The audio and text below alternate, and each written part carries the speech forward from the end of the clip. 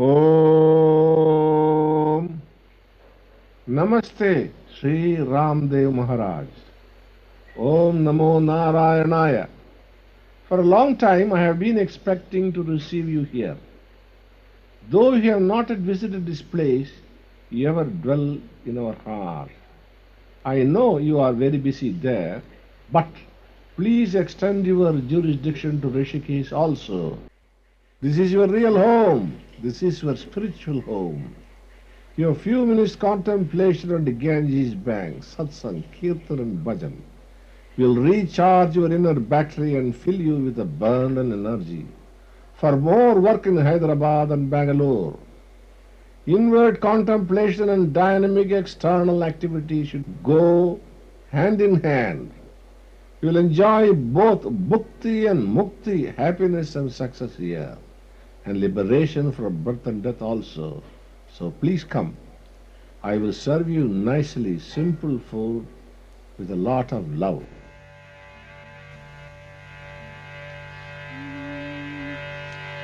Deva Deva Shivananda Dina Bandhu Pahi Maam. Deva Deva Shivananda Dina Bandhu Pahi Maam. Deva Deva Shivananda Dina Bandhu Pahi Maam. Deva Deva Shivananda Dina Bandhu Pahi Maam. Chandravadana. This century has seen many great, widely known saints from India.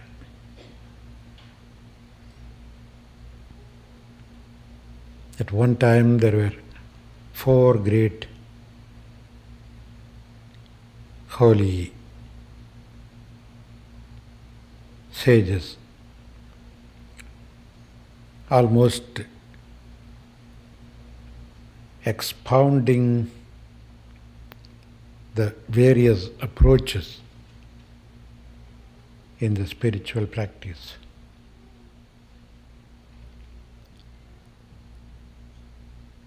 All the way down south,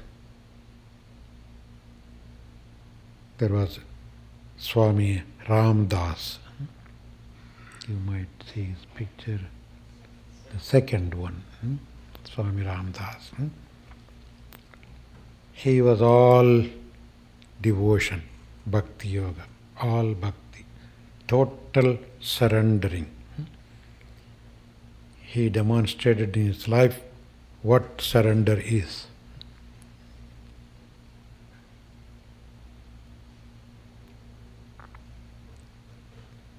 Then a little further north, the sage of Tiruvannamalai, Ramana, he demonstrated the Vedantic part, the Jnana Yoga. He spoke very little, but whenever he said anything, he said it directly, no roundabout way. He would always emphasize the knowledge of one's own true self. He would always ask people to question oneself. Who am I? Who am I? If anybody goes to ask him some question, he will say, who is that asking that question? If the person says, it's me, who is me? Find out that. So he will put another question to the questioner and make him think. That was a direct approach, vihanga marga, the scriptures. That means like a bird flying straight to the fruit and catching it.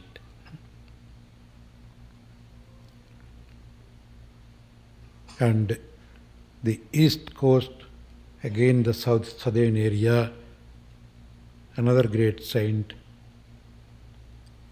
Aurobindo, Saint Aurobindo. He's also there next. all one after the other. Good. He was more or less a Raja Yogi. Very scientific approach. Divinizing everything. Aurobindo Ashram is still there. And all the way in the north. Though he is again a product of the south, Swami Shivananda. All the four of them lived at the more or less the same time. And almost they should have had some sort of communication among themselves. And they all said goodbye one after the other within the same period.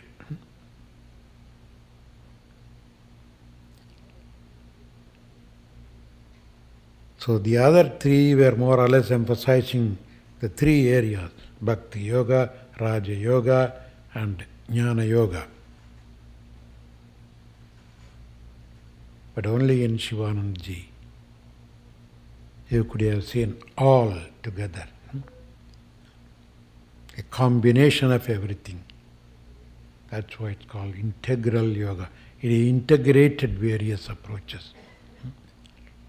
One cannot be always bhakti, cannot be always jnani, or always meditating. We have our various aspects in life. So, if you are just a Raja Yogi, a meditator, after the meditation, what would you be doing? Who are you? What are you then? If you are a Bhakti Yogi, only when you do some offering, puja, worship, then when you go to the office, you are just an ordinary Tom. So he said, why not we inject this inspiration into every minute of our life? Whatever you do, wherever you are. So it's called integral yoga is in English, integral. Sanskrit word for it would be Purna Yoga, Sampurna Yoga. Complete in itself. So you cannot be somebody other than a yogi at any given time.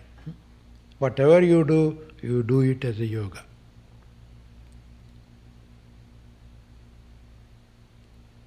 That is the greatness of Swami Shivanandaji.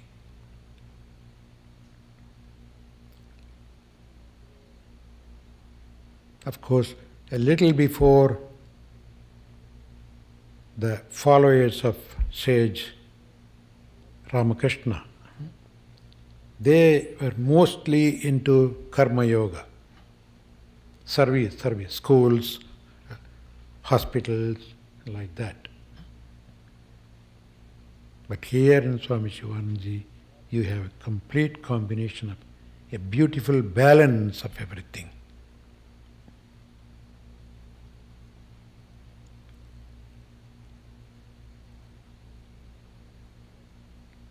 And that is the reason why he was able to attract people from all over the globe. In fact, he never went out of India except for 3 days to Ceylon, now known as Sri Lanka. During 1950, he had a sort of an India tour. And 3 days has been included for Ceylon, so it became India Ceylon tour for almost 2 months. Other than that, he never went out anywhere after he became a renunciate. But people from all over the world came to him, sitting in one place, attracting that many thousands. Only he could do. That's because his teachings are very simple. There is no Words of learned length and thundering sound. Any child can understand his language. His books are that simple, almost talking to you directly. Sometimes the people who edit his words would even say, Swamiji, the whole thing has been said in the previous chapter. Don't worry, say it again. Again and again. There's nothing else new. We have to have a big book.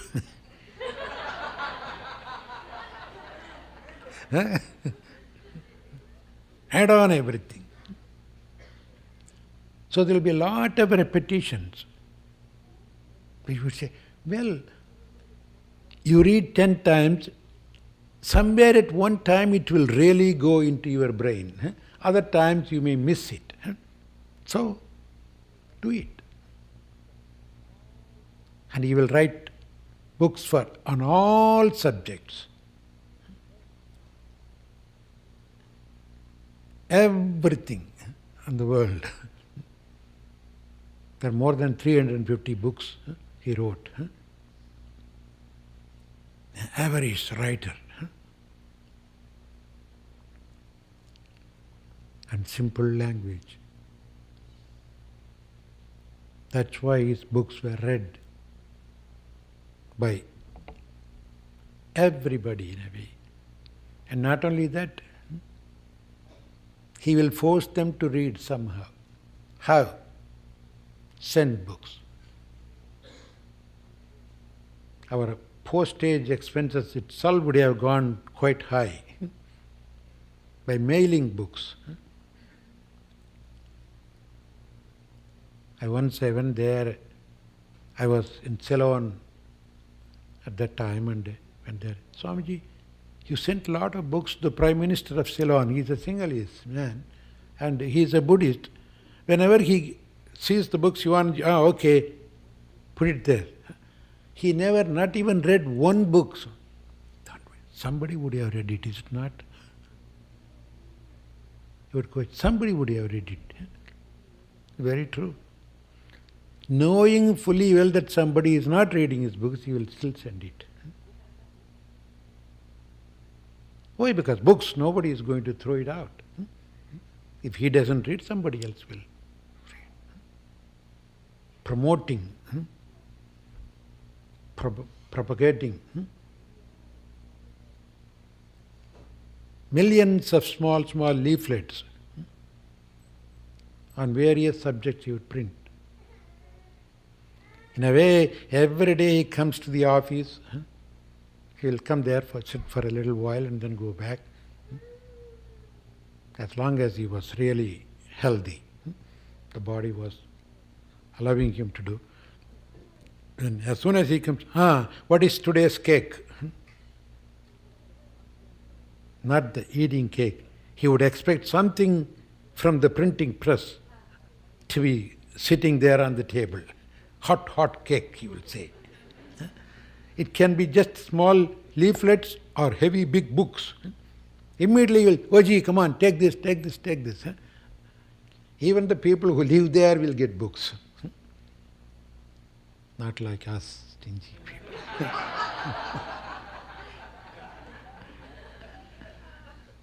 But of course, there is another secret also.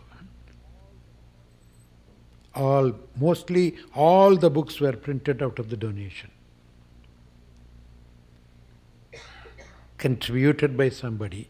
And they would immediately say, he will ask them to write up about their little biography. And he will put their picture with him and the biography, first 2-3 pages, donated by so-and-so, inspiring people to print more books. Many people printed books just for their publicity. So that he can have a picture with him and the front few pages will be with his picture and the family picture. But it doesn't matter. That's what they want. And give it to them. But the others can read the rest. Leaflets. Every time we go out, he would ask us to carry hundreds and thousands of literatures. Go, give it. Whomsoever you see, just give it. When you are going in the train, give it to the passengers. Somebody still there's plenty. Doesn't matter. Leave it in the compartment and go. Somebody, when he gets in, he will take it and read it. Sometimes standing train, we will go and drop leaflets into the compartments and go. Very often we used to sometimes even joke with Swami. Swamiji, what is this? You are printing all this. It's all, we spent so much money. Look what happened to our leaflets. The fellow who was selling some, the Bombay mixer like thing, he uses this for wrapping. They use those for wrapping paper. Shh, don't worry. The other day somebody came here, and you know what he told me? I got some mixer, I was eating it, I finished it, then casually I just opened it. It was a spiritual instruction. He read it, and he came here now. You see? Even for wrapping paper, he will print everything and send it. Who knows, one day when he reads something, after eating, he will read something. That was his way of making people aware of the spiritual truths. Promotion. Nobody has promoted things like this. And one unique thing is, apart from the Bhakti, Yoga, Vedanta, he is, in a way, the main person to even put so much of emphasis to Hatha Yoga.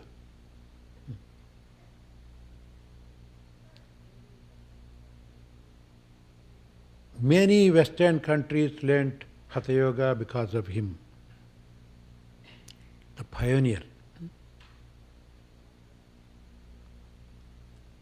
And with all that,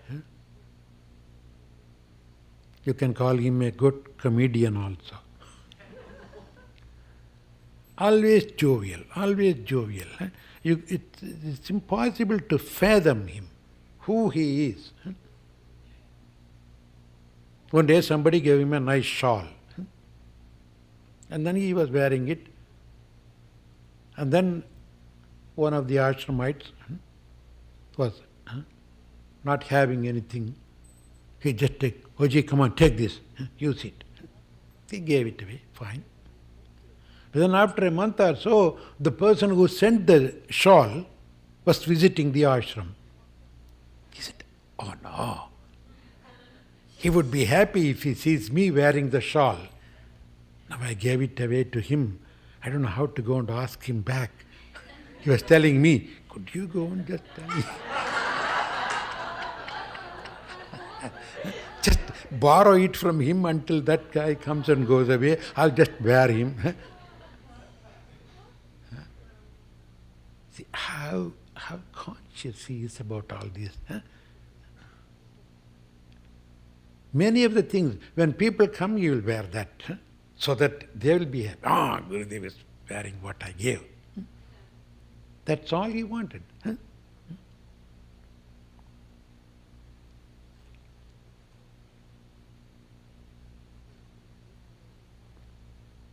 With the spiritual seekers,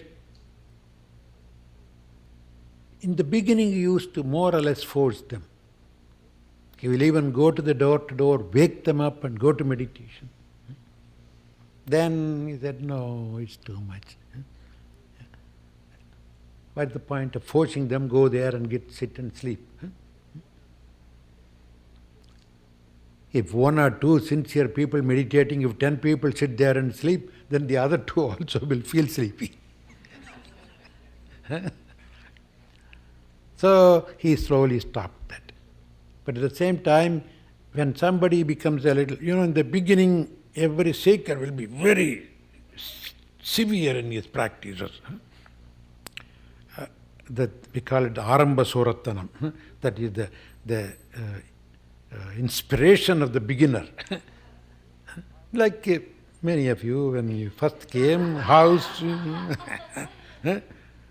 won't miss even one single day, you won't touch anything, no coffee, no money, no this, nothing, regular meditation, slowly.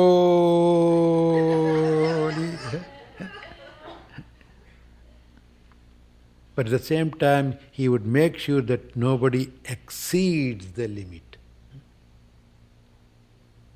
Personally, one day I used to go in the morning, early morning meditation onto the Ganges beach, or sometimes very late in the evening when everybody goes away, I'll sit at the Ganges bank, sit for long meditation. One day I heard him literally shouting at me. I didn't even see him, he just came behind me. "Oh Ji, what are you doing?" He always calls, "Oh Ji." That means, oh, Ji means that is a sort of reverential term, like Pitaji, Mataji.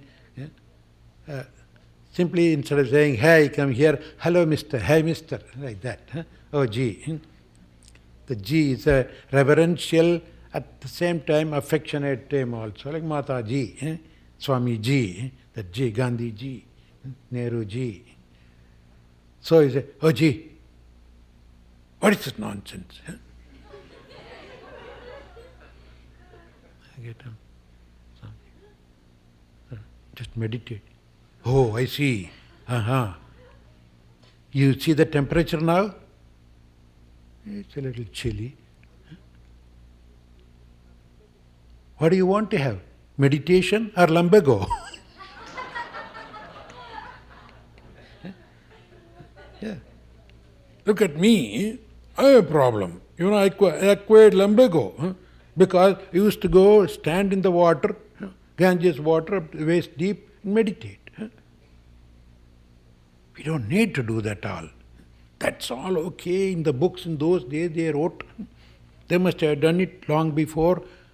Our bodies and bones are not strong enough for these days. So don't go to extremes.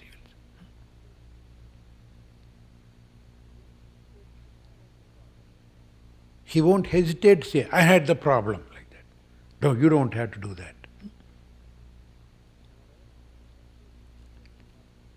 Wherever he is, he'll be literally watching people. Particularly when you are a little sincere, you get help. Directly or indirectly. He's always eager to inspire people. Prahaladan was talking about the musicians, singers, dancers, whoever comes, he admires them, inspires them. There was a story about one of the young boy. I think it must be, it was even enacted, I think, in school children one time. A young boy came and he was playing the temple pipe, saying, "I am the son of so-and-so, a well-known player." He was a really well-known man, and this boy was his son. So he came and he was playing. "Oh, look at that. As the father, so the son." We have to close our ears. And he was simply appreciating. "Oh, wonderful, play one more, play one more." Okay, some music books, come on, bring all the music books. Give him some milk, give him some fruits, all kinds of gifts to him. Give him a title.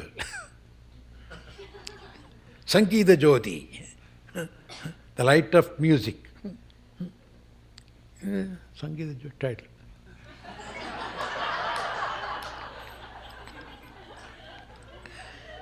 But we never knew what's happening behind all this.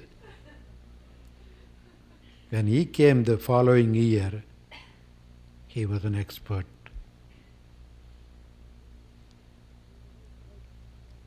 This inspiration really made him to go deep into that. When he came the following year, he was a real musician. He will never put down anybody. He will always find a little, inspire them.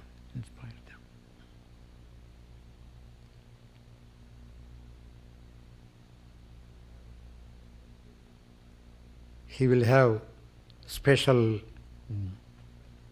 address lists, Prime Minister's address list, one file. Presidents, another, politicians, another file, doctors, another file. And certain books will go to certain people. Where they have seen him or not, simply he will send.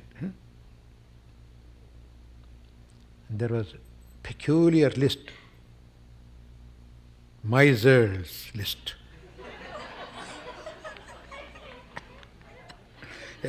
A file of names, miser's list.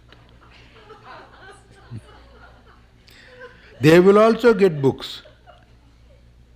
We used to say, this fellow never even sent $10.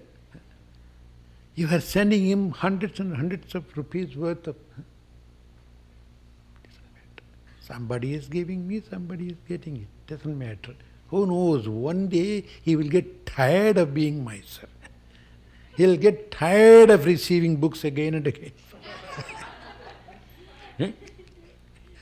So all of a sudden his mind will change and he may do something.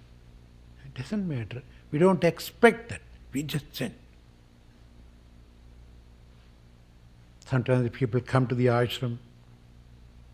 They'll say, "Oh Maharaj, I'm very, very, very eager to learn more."